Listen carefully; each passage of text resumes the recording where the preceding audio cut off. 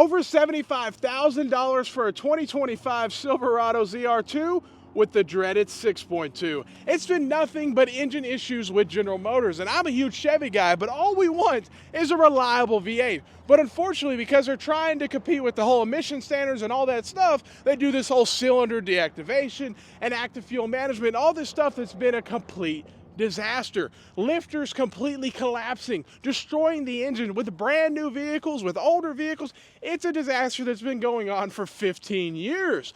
Look at this, $79,000 for a 2025 Tahoe. We've seen this before with the 5.3. I'm surprised it's still here, but it says a lot about this dealership. This is one of the slowest moving Chevy dealerships in my area.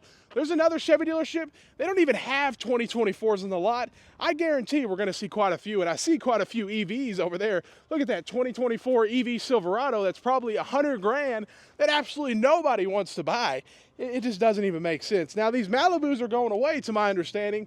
Look at this, 27 grand for a 1.5 little turbo 2025 Malibu LS. So base model Malibu nowadays is $30,000. Let's look over at the Colorado.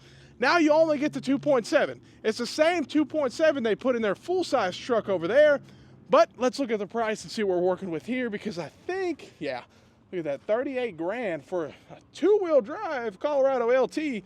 I mean, you're still getting cloth seats. This is basically a base model here at the end of the day for $38,000. I mean, get out of here. The prices are insane. They don't even make sense, and I would argue the quality's pretty low. And like I was saying, the four-cylinder, that truck you're looking at, the red one, that's a four-cylinder truck.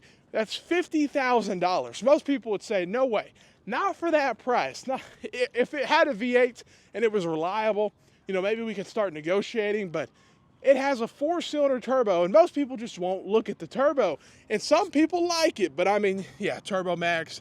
Let's look at the price here, $50,000. I mean, a lot of people are like, no, thank you. They're not going to buy this because it's very expensive. And of course, it's a 2024, even though Chevrolet, General Motors, is supposed to be doing the best with compared to the domestic manufacturers when it comes to controlling their inventory.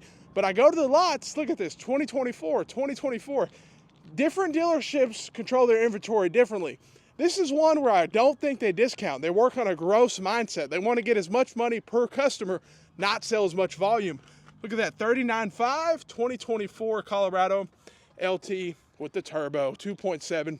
Yeah, I mean, again, all 2024s.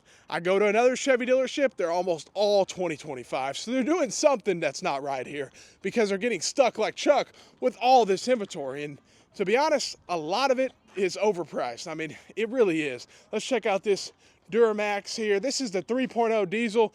Some people love it, some people hate it, but there is an additional maintenance item. That's a belt that is a little bit of a hassle to get to, but $66,000 with the 3.0 diesel, 2025. Finally, we saw one there, we saw one here.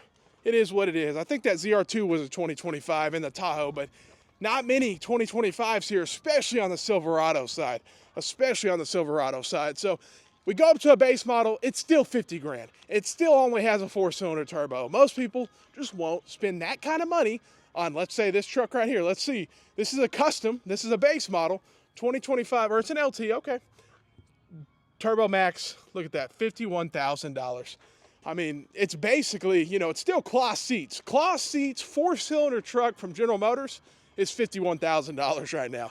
That's the reality of the situation. RST, let's see, this one is gonna have the V8, which people love if it was just reliable, but when you deactivate cylinders, think about it. You're driving around with cylinders that are hogging around, not working. So look at that, 63,000, 2025. Finally, we're seeing a few 5.3 V8. So finally, we're starting to see a few here, but again, that 5.3, I've seen them go out. 5.3, 6.2, either way you go, it's a disaster. It really is. It's really unfortunate. EV-wise is the same deal. Way overpriced. You're going to lose so much money on this stuff if you buy it. $56,000. Now, I imagine they're giving huge discounts. 2024 Blazer EV, but I mean, for 56 grand, this thing has been sitting out here. I mean, we had a video on this months ago, so it's been out here for a long time, and no one wants to buy it. Same deal with this Silverado EV.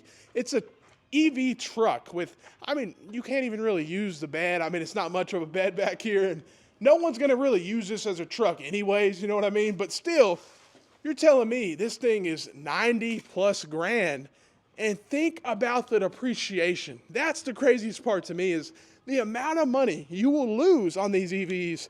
It's crazy, it really is.